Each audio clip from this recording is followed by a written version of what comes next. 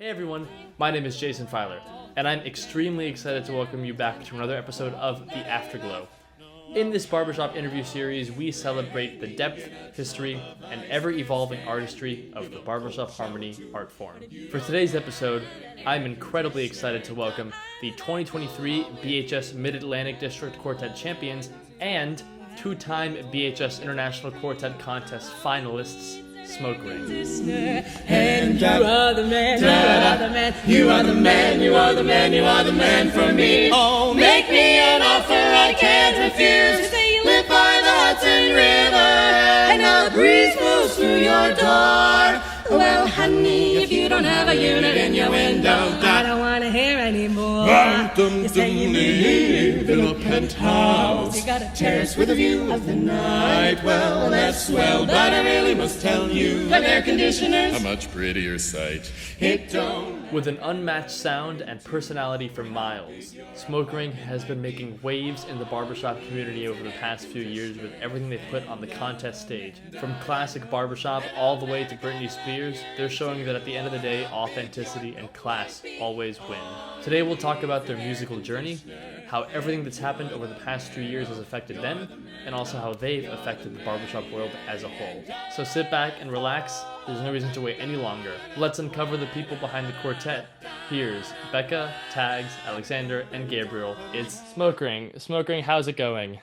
We're going. Hey, We're going. We're good. Thanks for having Whoa. us. We're excited. Happy to be here. Of course, I'm so happy you're all here. So, first of all, I wanted to start by saying thank you all so much for doing this. This is really exciting. I hope that the audience loves to hear all this stuff about you behind the scenes and otherwise. So, first, I'll just start by asking, how did you all get into barbershop? So, we'll just start with Gabriel. How about you? How did you get into barbershop in the first place? I am a classic tale of the internet.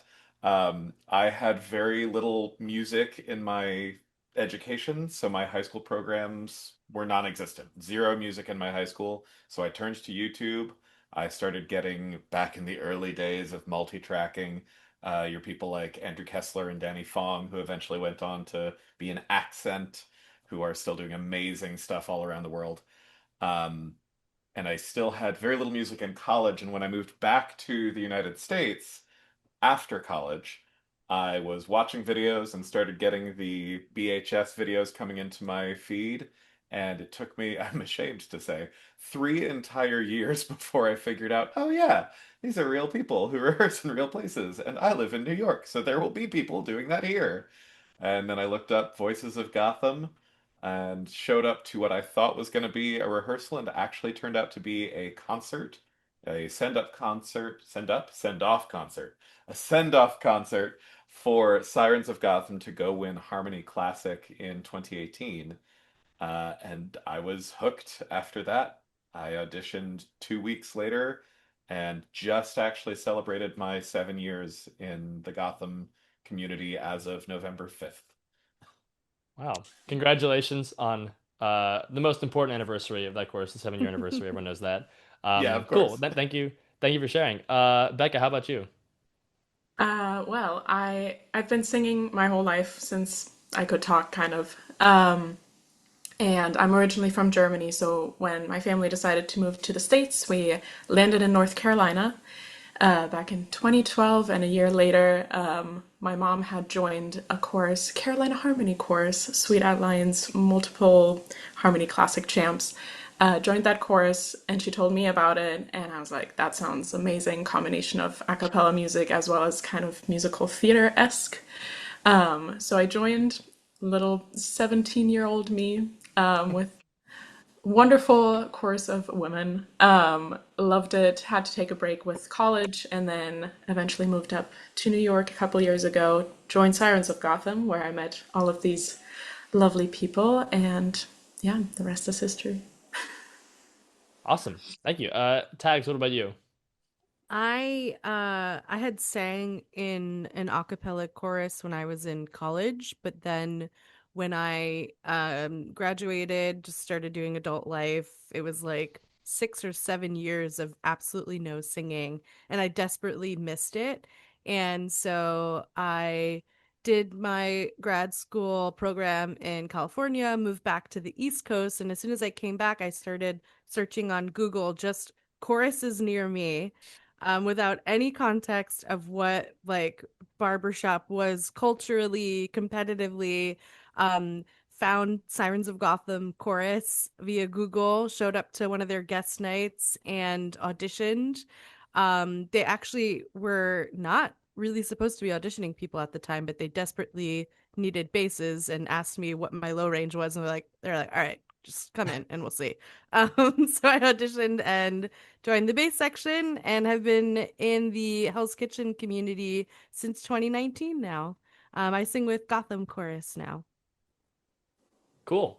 That's wonderful to hear. Alexander, how about you? So I also did a cappella in college. I was the music director of the Stanford Mendicants for 2 years. Shout out to the Stanford Mendicants. They just had a new album come out called Unlucky, which is very good, and features a little bit of my work on it. Um, as an alum, I'm not recently out of college. Um, You look like you and could be, darling. oh my God, stop. Then, we saw some barbershop on YouTube and sang a couple tags, but again, I didn't think they were real people, like Gabriel said, until I was hired to be a music assistant for a Hamilton tour, Hamilton the musical, if you've heard of it. And Get wrecked. Oh the my God. sorry, and the music director, Matt Gallagher, was like editing a barbershop chart during tech rehearsals, and I was like, "What's going on here?" He's like, "Oh, I'm a barbershopper. You should join my chorus, Voices of Gotham." This was in 2018, and so I get back to New York and immediately join the chorus.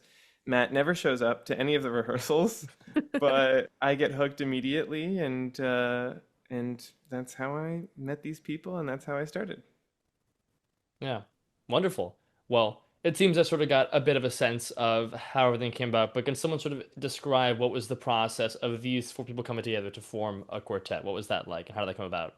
Yeah, so the Hell's Kitchen chapter hosts a novice quartet contest every year called the Tin Pan Alley competition. And each of us have participated in that contest in different formations in many years. And one year I was singing in a quartet with Becca, actually. I was singing on lead. Becca, were you singing on baritone in that? Yeah, baritone. And Alexander just heard me singing with this group and very like suavely after our performance kind of came up and was about to leave the event space and was like, we should sing together, and then just made his dramatic exit. I think I Um, said, I think I said we're gonna sing oh, together. maybe you said it as definitively.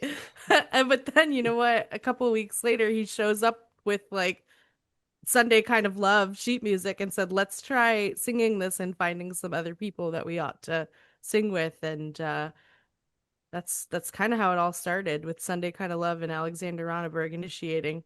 And then cut to was it that summer, later that same year, Yeah, when Charlotte of Gotham, 22. yeah, Yeah. and Gotham went to the actual contest. Yeah. Was that And Charlotte? Yeah, Charlotte. yeah, Charlotte.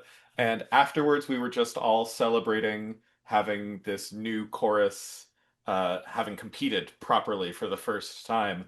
And we were all having a little tag gathering and having a celebratory drink.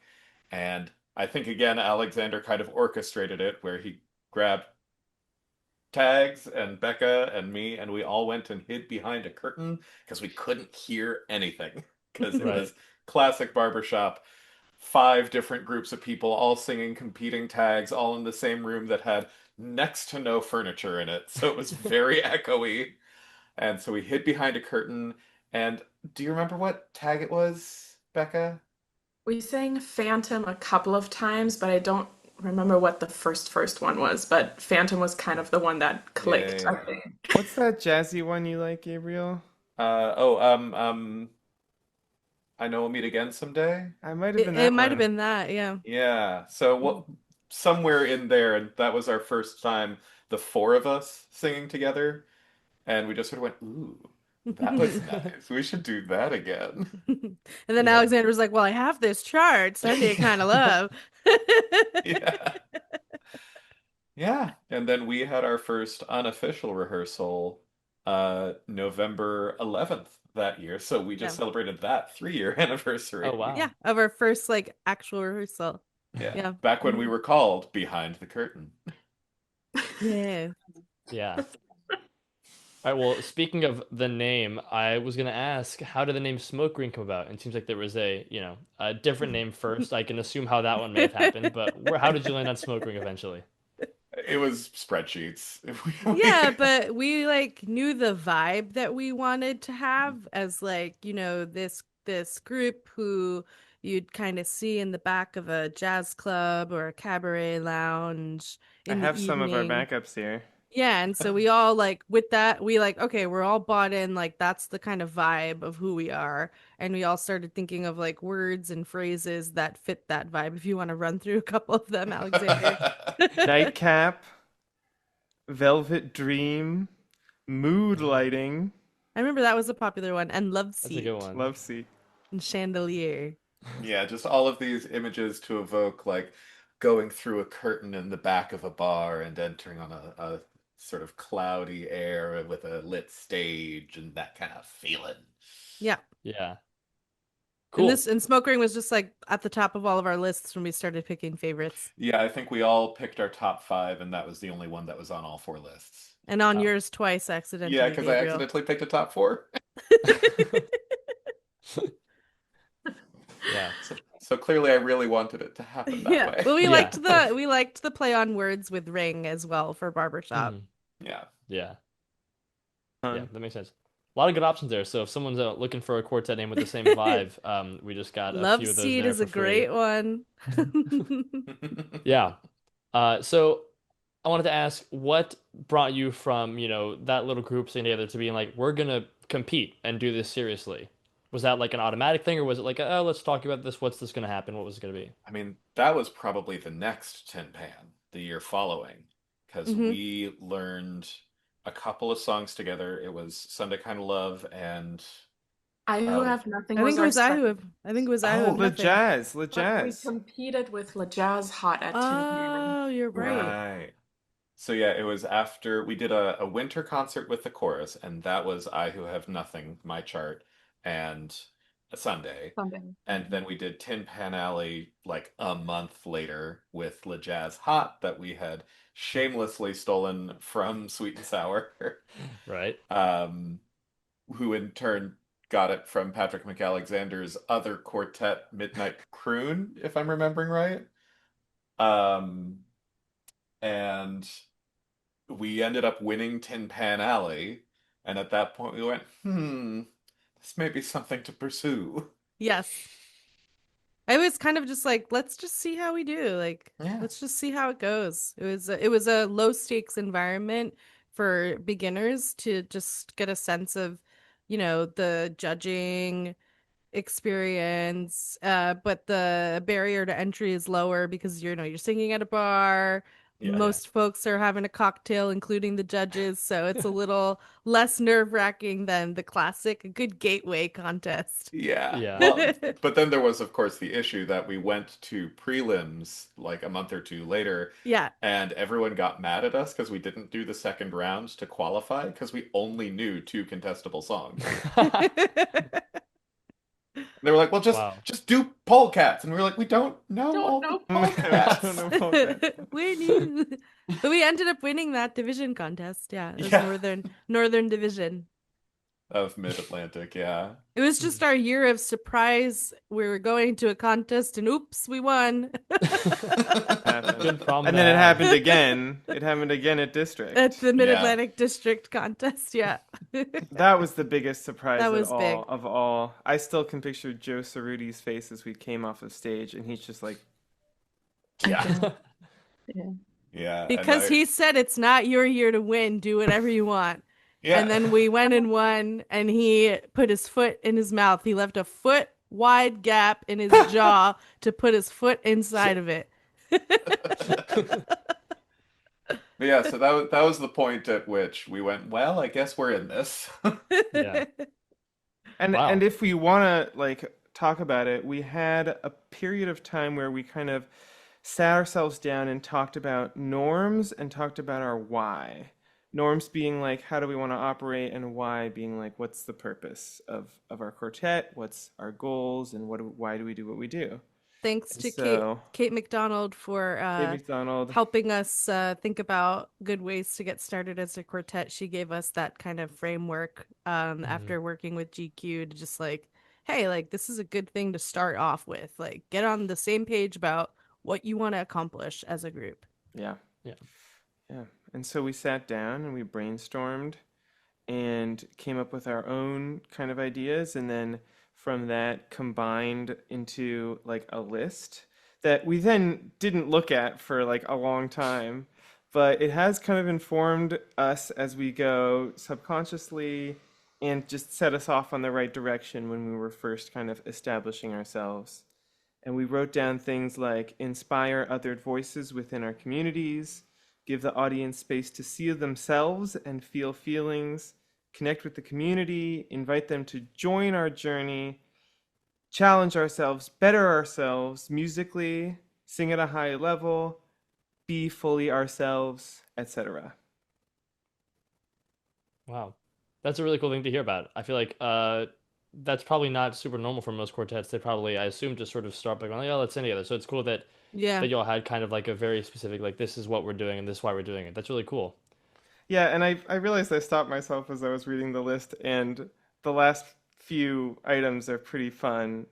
Forge a new path, push boundaries, create a brave new space. That's one item. Prioritize things that will bring us joy. And then the last one, kill them with kindness, don't get bothered, which that has definitely come into That play. has been a Oh very yeah. important last point for us to navigate. Yeah. I can imagine. So that's great to hear about. I think that that's a pretty cool thing for anyone who's just starting out to listen to that kind of stuff and see how that sort of shaped your journey. And we'll definitely get into all those things in more detail. So I think going from here, I'd love to just before we get into the actual contests and things like that, I want to know how has singing in like this exact quartet been different for any of you from any quartets you might have been before? For example, I know that Alexander, I believe you sang lead in groups before, so like how is that maybe different from like baritone in a mixed quartet? And you like say to speak about that? I can jump in. I will say there's a few of us who have sung in other quartets, including Gabriel sang lead with Age of Flight, Hmm. among other groups. I sing lead with Mad Hatton. Mad Hatton's coming out with a new album, by the way. And it's our first album, so it's very exciting. It was different. It is different. I think in a lot of ways, my brain works like a baritone brain. Um, Hmm. I got a music degree, so I can't help it. Yeah, you're the only Um, one. and yeah, so I felt pretty natural switching to baritone. There's definitely a lot of considerations. Range being not actually that different. In fact, the range that I sing in Smoke Ring as baritone is generally higher than the range I sing in as lead of Mad Hatton. Um, but it's a lot of like matching tags, you know. That said, I don't think of myself as like background vocals, right? I have to be on, I have to be performing, and ideally I'm producing vocally in a similar way, such that I am tricking myself into singing lead on the baritone part. Hmm. And I think the other thing that that plays into directly that is kind of magical about this group that is different from some other groups I've sung with is all four of us respond very positively to an audience. Yes. Mm. Uh, as individuals and as a group, when we get up on a stage as opposed to being in rehearsal, we all turn on. Like, and we're playing, we're exploring, and that is every other context of performance that I have been in, and I have done many different kinds of performance, there's always at least a couple people involved in any group who have that moment where they need to like steel themselves and take a moment to brace themselves for for being in front Mhm. of an audience, and we just don't have that in this group. We are backstage going, all right, here we Yeah, and go. it's funny because when we're in the contest warm-up rooms, like folks who we have as our coaches in the room are constantly saying like, "Hey, like this is almost like the most relaxed I've seen people who are about to get on the international stage being, and it would be great if more people can like get into that space more often." Yeah. You have fun. Yeah. I'm happy to hear that. That's what the goal is, isn't it? Um, cool. So, before I'm gonna ask about some arrangements soon and some performances you have. Before that, I want to know how has your rehearsal process been a lot different than when you first started? I know that, it's only been a few years, but I know that some groups can sort of change very rapidly the way that they rehearse, the way that they prepare for stuff. Have there been any major changes that you can say like this has really helped us, in the past year and a half or so, as opposed to, when you first started? I mean, just being in a place where we can afford custom arrangements has been Mm. massive, right? Because Patrick McAlexander actually, like, he's a big stats guy. He knows like everything there is to know about barbershop, and like has all these different cuts about performances and whatnot. And he had this interesting stat about smoke ring that we made our international debut with like only one custom arrangement and just repurposed a lot of charts that we had heard other um higher voiced or all voiced quartets singing, and like Mm. made them work for our means because we were being scrappy. We didn't really have a budget. We didn't really know how to pick songs well for our unique voices, and we're just figuring it out as we go. And so I think there's like two things that are helpful there is that like if you find a song that exists that like you have an opinion on as a group, don't be afraid to like repurpose it even if it's been popularized by like a very well-known quartet. If you have your own way and spin of thinking about the song, like go ahead and do the thing.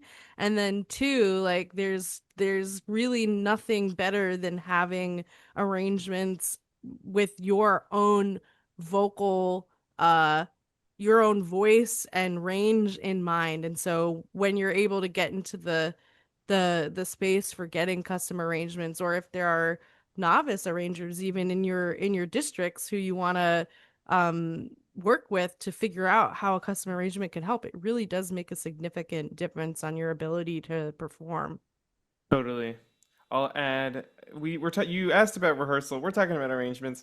And I would recommend people to reach out to arrangers that they respect and like and see if they have charts laying around. Hmm. Because a lot of times they do, either charts that are no longer exclusive after they've been performed with a quartet, or charts that have never been performed. That's how we got Hit Me Baby One More Time. I reached out to Patrick McAlexander and was like, "What do you got?" And he didn't have to arrange anything. He just had some charts lying around. He sent us a few, and we picked Hit Me Baby. And then, of course, like in rehearsal and in reviewing the sheet music, we do make changes. We try to make the charts fit our voices. Mm. And I wouldn't be shy about that if you're adapting material from another Hmm. quartet. Make it fit your voices.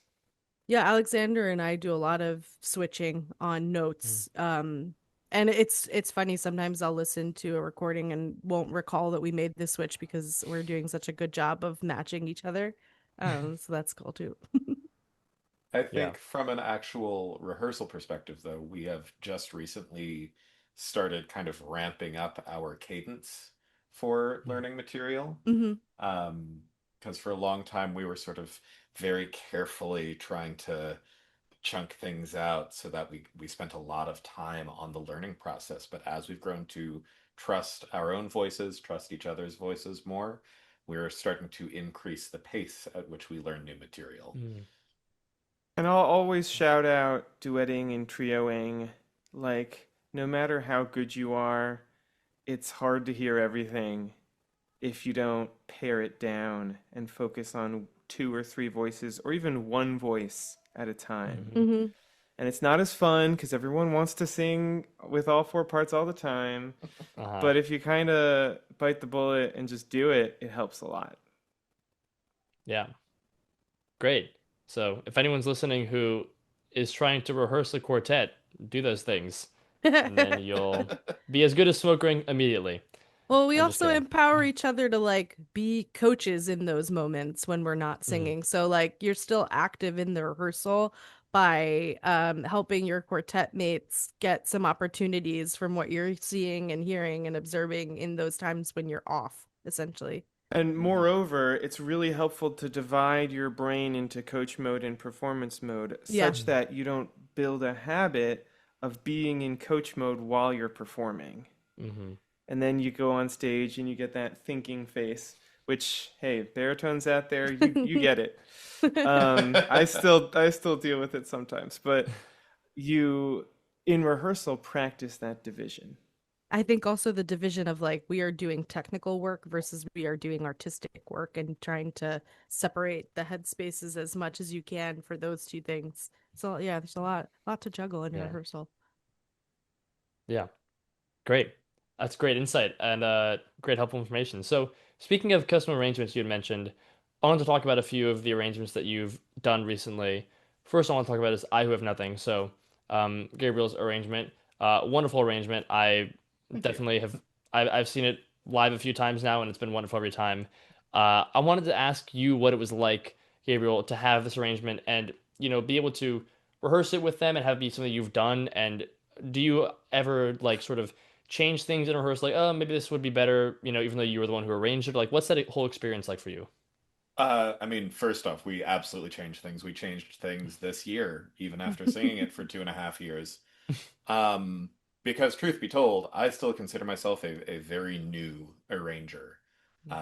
I Who Have Nothing is the first chart of mine that's ever been sung, like end of sentence, not Mm, even in private rooms. Like it's the first chart of mine that's ever been sung. Um, and I very much didn't know what I was doing. I was getting lots of supportive feedback.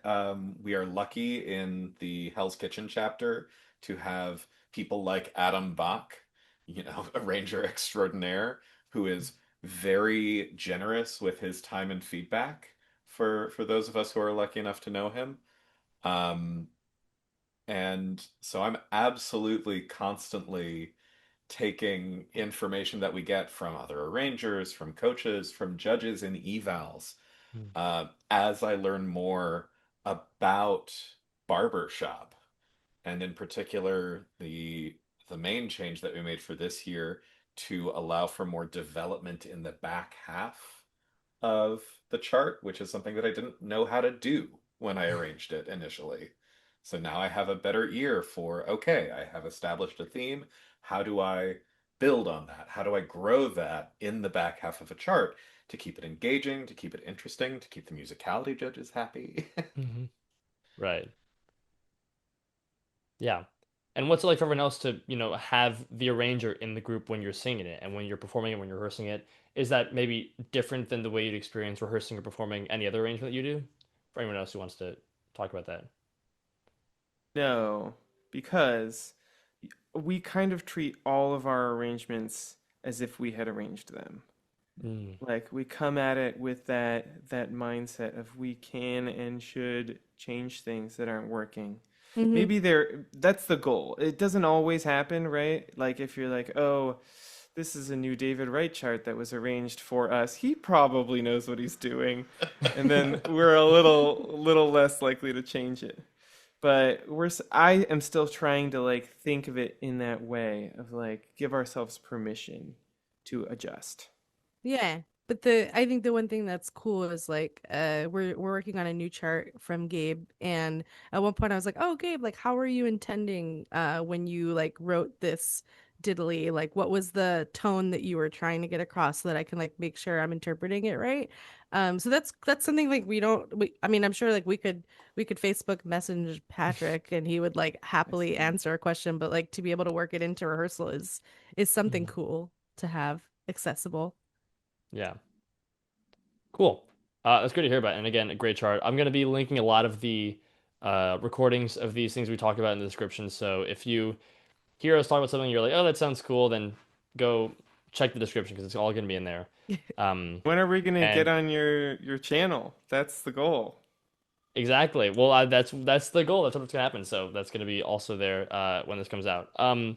Speaking of Patrick McAlexander, you have songs like, um, sorry, you said that Hit Me Baby One More Time, is that one of his charts? Yeah, Yes. that Yeah, and Sunday, Worst Things, and of course, Class. Le yeah. Jazz So Hot. And La for Jazz Hot. yes, Raise of the course. Roof is Oh my coming up. gosh, big PMAC quartet. Yeah. Yeah. So for songs specifically, like, you also did. I mean, this isn't. I don't think is Bad Guy one of his arrangements also, No. or is that no? Yeah. No. So for songs like for those, maybe one more time and Bad Guy, was it an intentional thing of like we're gonna do these kinds of songs in a barbershop style? Or was it just sort of like it just sort of happened as you went along looking for music? It's a little bit of both. It's sort of this kind of cycle that feeds into itself where for Bad Guy in particular, that was just recommended to us. Mhm. It was arranged by this guy Kevin Köhl in Germany. Um, and who tagged us in that? Was it him? Was it Someone, someone else? no, someone tagged us as a comment on Facebook when the tracks became available Mhm. Hmm. and said, "Oh, Smoke Ring, you would crush this." Um, And so, same with Baby, like we didn't pick that title. It was recommended to us, but our vibe, like of wanting to do more contemporary sounding songs, like we definitely want to do stuff like that. But those two songs happened to be recommended to us. And same with the other Billie Eilish song that was actually recommended by Mhm. Robert Rund, who arranged it, My Future. Yeah. Yeah. And so I think we have this, not to get really nerdy for a moment, but this audience Sure. performer relationship Yes. where by being observed, it further establishes how we are observed. Hmm. Mhm. So we have our own ideas of who we are and what we are presenting. People Yeah. take that, filter it through their own expectations of what they want to see from us, and then feed that back to us. We then get to look at stuff and go, yeah, actually, I agree. I do think that's something that we should do. Or maybe that's not quite our vibe. Maybe we'll put that on the back burner and revisit it in a while and see if we feel differently. We do Yeah. have a lot of recommendations, don't we? Yeah. Our Spotify playlist is very long. Yeah. Yeah, yeah, yeah. Yeah. Cool. So I want to talk now about a sort of a big bundle of stuff, which is uh, arrangements like Class and Air Conditioner and even Ride Out the Storm and those things, which all come together in a lot of the story that has been sort of the big headlines around your quartet over the past, year and a half or so.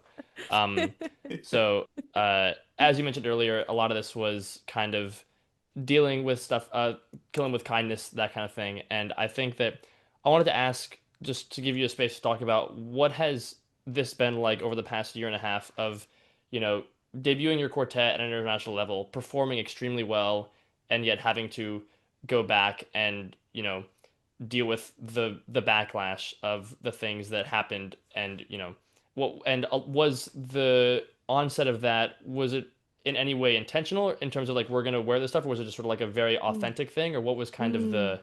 the vibe of the first year at your international contest? Hmm. Wow. Do Yeah. you want to start or shall I? You can go ahead. I'll I'll Okay. I'll certainly chime in. Yeah. So to the last part of that, of whether we Mm, were seeking it out, the answer is largely no. yeah. For me personally, I am a trans non-binary singer. I look a lot of different ways, a lot of different times, based on what aspects of my sense of self I am representing at a given moment. My gender identity and gender expression do not always match what people's expectations of that might be. At the moment, I have a bit of a beard. I'm enjoying having a bit of a beard right now, but I still enjoy wearing dresses when I have a bit of a beard. Um, and for Smoke Ring, as we established who we are and who we wanted to be, it does bring out some of my more femme characteristics a lot of the time. And so I really enjoy exploring that and using this as an exploration of identity. So it was not meant to be a middle finger to anybody. It was not meant to be drag, although there are larger conversations to have about what Right. is and is not drag. But I don't think a lot of people are ready for that conversation, specifically within barbershop. Um, and what I will say in terms of the backlash is almost exclusively that was online. Mm-hmm. Mhm.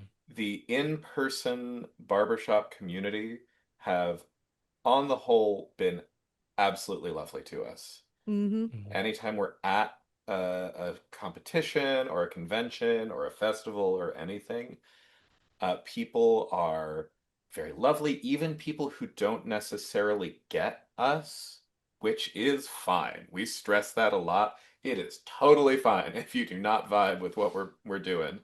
But even then, people will be like, it's not really my thing, but I appreciate what you're doing in this space.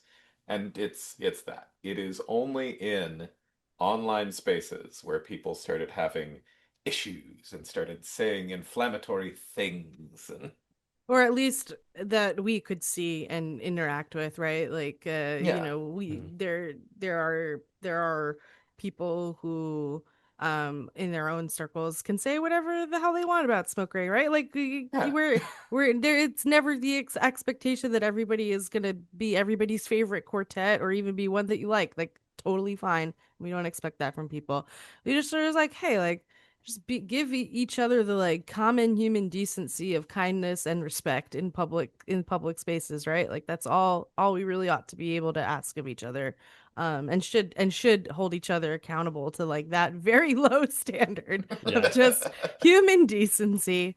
um and if I could build on the presentation piece, Yeah. hmm uh yeah, I mean, we are intentional in how we think about how we dress and how it relates to the art that we're putting on stage, but it is always something that is also an authentic piece of who we are and how we like to dress, what makes us feel good, and things that we would want in our wardrobe, just in our lives. And so it's very much a representation of who we are meets what we do as artists. And especially in my case, a lot of times it's exploring being comfortable with my own body, who I am, and embracing that. And I've had wonderful conversations with a lot of people in the community who've like seen a choice that one of us has made, and it made them feel empowered to make a different choice with makeup that they wanted to try, or a garment that they may have not felt comfortable wearing and still quite aren't quite comfortable, but are at least trying it out, Mhm. because they were sparked to do it, right? And so hmm that's very much something that we find to be important, helping people be inspired to like feel something and try something. Yeah. Yeah. Gets Thank you back for to this. our Oh whys. yeah, please. Yeah. It Oh, does, right? I Yeah, didn't mean to like be interrupt. who we are and let people have space to feel and try something. Yeah. And feel seen and Mm-hmm. inspire other voices. Yeah. Wow. Yeah. Thank you for those answers. I sorry that the question was a bit of a jumble, but you both explained all those things very beautifully. And I love Gabriel, I love what you said about how the in-person response, because I remember in 2024 being there and being in the audience for both the call-offs, the top 20 and the top 10, and the response to your name being called was unlike anything I'd ever heard. It was just totally unreal, the response in the room. They had to wait so much longer before announcing the next name, and I was like, Well, we were the I last name for the top 10. We were the oh very right, yes, last yeah, name. yeah. Which was yeah, nerve-wracking. It was, Oh my I well, can it was God. imagine. crazy. I I'm mean, getting chills thinking about it. my favorite picture from that convention is of me in just a caricature drama Yeah. mask. Like we're all hugging because we were not expecting that. And so I just Mhm. immediately burst into tears and we're all hugging and it's me just like ah. Yeah. Yeah, and I think I remember when that happening, and when I hear, the huge amounts of cheering for something that, if you looked online in some spaces seemed so controversial, it made it seem like there's something happening here, and there's a change is being made somewhere at some level, something is happening. I thought that was really kind of a special moment for us in the audience to feel that happen in the moment. And then, of course, in 2024, 2 nights later, you have a wonderful final set, including Air Conditioner, which I'd love to talk about. Um, I I think that it was probably in my top three performances of that whole year. It was so wonderful, Ooh. and then to then not see it on the YouTube channel was definitely disappointing. And but I'd love to hear, what happened with the arrangement, like how they come about, and then, uh, some of the choices made, and then how your response to that was. Okay, there's a lot of pieces that are coming to Yes. mind. I'll try to Yes. blaze through a couple of them, jump in whenever. We got recommended the chart by Melody Hine, who had revoiced it for a mixed quartet and thought it matched our vibe. Yeah, I think it was We, originally for Adrenaline. Is that right? I think that sounds Yeah. right. We were not expecting to make finals, and so we had it in our back pocket, but we weren't sure that we would even get that far. So then we performed it. We got the taste penalty, which was a big kind of flashpoint for discussion, even though actually in the moment we didn't mind it. To this day, we don't mind We it don't mind it. because Yeah. Mm. one, it was kind of a small penalty. It didn't affect the rankings, for instance. Yeah. Um, Two, we interpreted it based on discussions with some of the judges, who, by the way, we have a great relationship with the judging community. We've Mm-hmm. learned a lot. We talked before the stream about how great Barbershop is in Mm. giving the competitors opportunities to learn and grow through contests and evals and the judging system. And so we interpreted the taste penalty as like kind of an artistic penalty or an opportunity to create some artistic improvement rather Mm. than like existing in a world where we are crossing a line repeatedly, save any line boundary pushing for key moments to kind of heighten the power of those moments. That may be a little bit reductive because I know there's a lot that goes into the discussion of taste within barbershop, and I should know because I was on a panel for a while, a small community of people who were trying to figure all this stuff out. Mm-hmm. Um, and speaking of the video not getting released, there is still hope. Uh, we've been talking to Robert Rund a little bit, and there might be a path to that video from 2024 getting released on the BHS YouTube at some point, and we're holding out hope for that. But I think it was a really important um point of learning for us because like this was our first time at the international contest Mm-hmm. where we again like we weren't necessarily expecting to sing 3 nights in that year, and so it's like we're always in the mind of learning what is in and out of bounds for what barbershop is and how we can find ourselves coming up against the line versus totally crossing it, right? Yeah. And so we want to understand where that line is, and I think what that year did was ignite really important conversations within the judging community and with barbershop harmony staff to kind of sit back and think about how their guidelines around taste have been evolving since forever. Honestly, Mm-hmm. they've been changing all of the time and have been codified in many different variations in the judging manual. So take a step back again and say, hey, how are we thinking about taste? How are these guidelines changing with the year of 2024? And Mm-hmm. we've seen them post new guidelines, new ways of thinking about it. And so I think that it was just like another moment, another key moment that sparked those conversations again. Yeah. That's a great way of putting it. I think that adds a lot, that makes a lot of sense in terms of the way that you all reacted to that.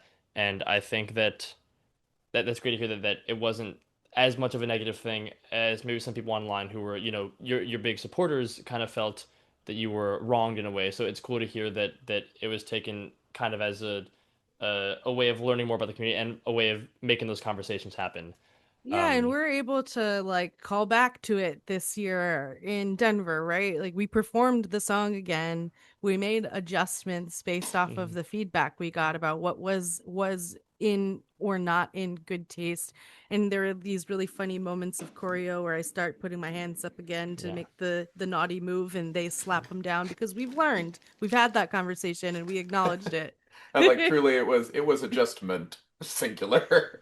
Yeah. Which is Yes, Yeah. it why was. we didn't view it as a big deal. We had, as previously mentioned, have been in great conversation with the judging community. And it's been so not a problem. No. And so that when other people decided they wanted to keep making it a problem, we were just confused. Yeah. Mhm. Great. And so speaking of the callback this year, I want to talk about Class, which was an incredible performance. I think that I with all the comedy that it's been happening over the past few years, I think that I'm not sure I laughed harder at anyone except for the a lot of things, the jokes in that song, like deviance and women. I think I don't remember a time I laughed harder at a barbershop thing. That was and then hearing the joke about not in good taste was, as someone who was following along with all that stuff, it was incredible to hear it being mentioned, as well as all the references to polecats and old songs with messages that may not be in good taste. I think it was an unbelievable way to talk about the things that have been being brought up over the year leading up to that. So I wanted to hear, what was it like for you all to put that together, and and how did that happen in the first place? Yeah. I Started in discussions at Cleveland. yeah. Yeah. I think it was Um probably Sunday of Cleveland, right? I can't remember which day. I remember taking space after Cleveland too and being like, I would really like to say something about this. Mhm.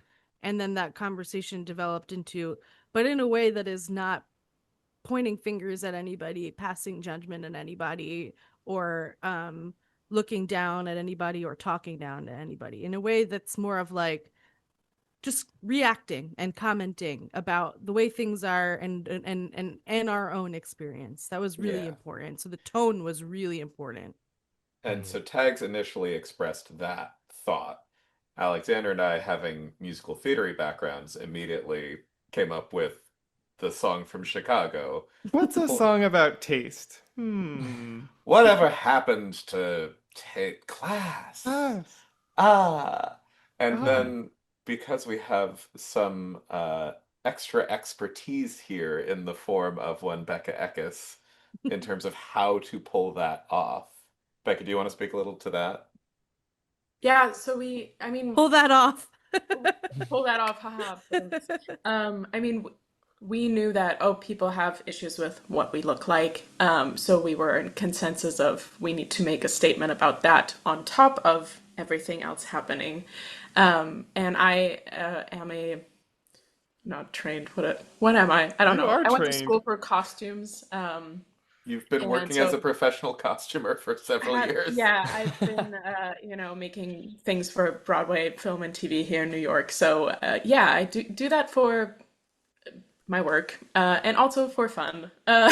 So I proposed the idea of this coat to, of course, disguise all of our wonderfulness underneath. And I think we were all like, the dramatic ripoff. Of course, let's do a quick change.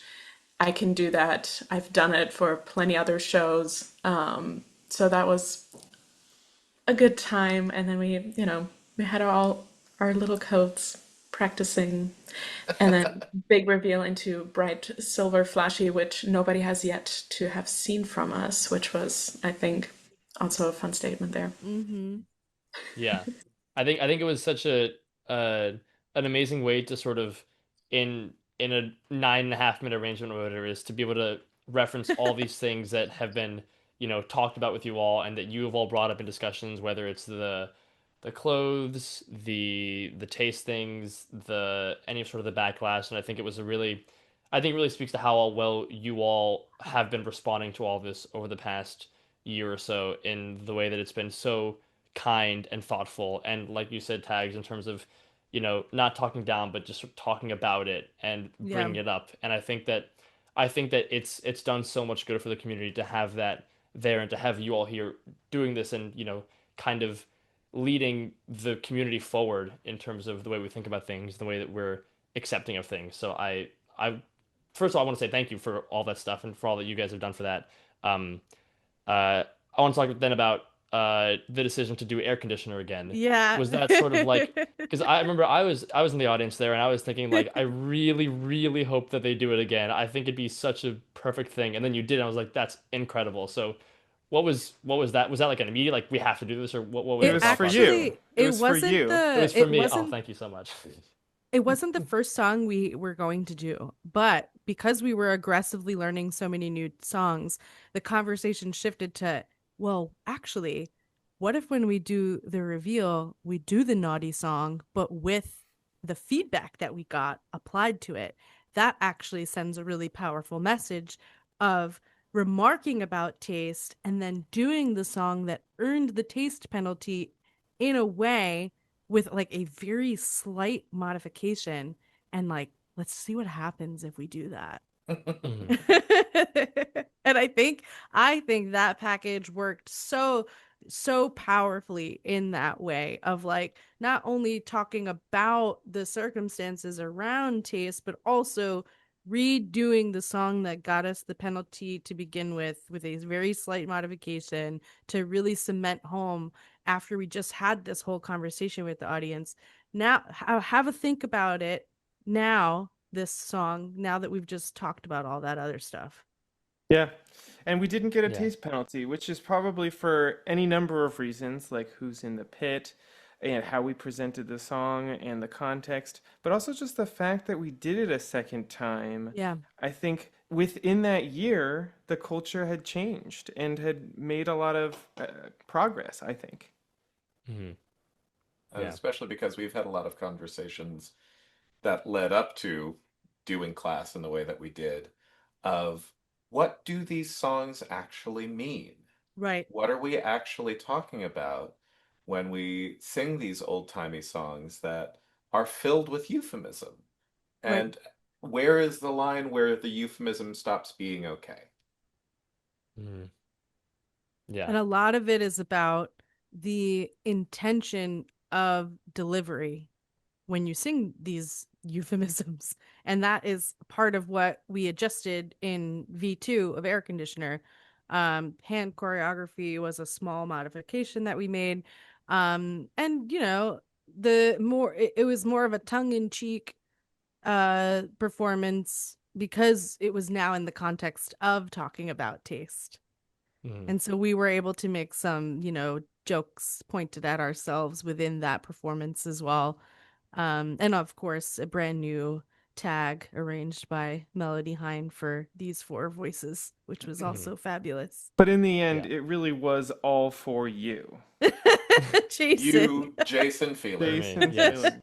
No one else. Yeah. Well, that's awesome to hear about. Thank you for sharing all that stuff. So, before we end, I just wanted to give a space. Is there anything that you all want to say to a audience of any number of people who are watching this who maybe have been following you, maybe some people who haven't been following you, over the course of, the past, your time in the contest in the barbershop world? Anything you want to say to anyone at all? This is the time to say anything. I mean, hire us. Hire us. We, Uh, yeah, follow On us on all social of our media. social media. We've got our, Patreon. Buy our absolutely. album that came out last March. Yeah. and I also just want to say, like, thank you so much to people who have been there to speak on our behalf, speak out for us, scream loudly for us, spark conversations with people, and also and I hope that we can all take a page from the smoke ring book of just assuming good intentions with people whenever we can. I ask that for anybody who's a smoke ring fan, is to follow by our example, try to lead with kindness and a bent ear to have a conversation with somebody if you can. Yeah, Yeah. because like when other groups succeed, it does not take away from our success. We love Mm-hmm. seeing other groups do super well because they're our friends. The barbershop Yes. community is so tightly knit. There was some outcry when we went to 10th place instead of ninth this year, and it was like, oh no, all of these amazing groups that we know and talk to did even betterer than we did. Oops. Oh. Ah, dang. So if we can just like keep that little bit of this is a hobby, this is fun, this is something that we are doing for the love of it, Mm-hmm. and approach all of it with that lens, I think we'd all be better off for it. Totally. Yeah. I completely agree. Yeah, so thank you again for coming on and, talking about all sorts of things. And as I mentioned before, thank you for all that you've done for the barbershop community. And it's been a total pleasure to sort of be at the front end of this and, see a group like this start and, you know, you're only at the very beginning of the journey, so it's cool to see that happen and see the changes that you've already made in the barbershop world and that I'm sure will keep coming as long as people keep listening, which I'm sure they will. So thank you for doing that and for all the choices you've made uh, going, and I'm sure that you'll keep making going forward to better the community and the whole world. Why not? Um, Yes, so we're taking over the world. World domination with Oh yeah, glitter. that's one of our whys. I didn't get to it in our oh Yeah, list. great. yeah, yeah. Yeah. All right. Well, thank you so much. And for anyone who's still watching, which hopefully everyone still is watching, like I said before, lots of videos in the description. If you haven't seen the ones we talked about yet, I don't know where you've been. Go watch those immediately, if not sooner. They're so wonderful, and you'll see them all in the description. And I'll see you all next time. Thanks so much for watching. Thank you. Jason. Goodbye.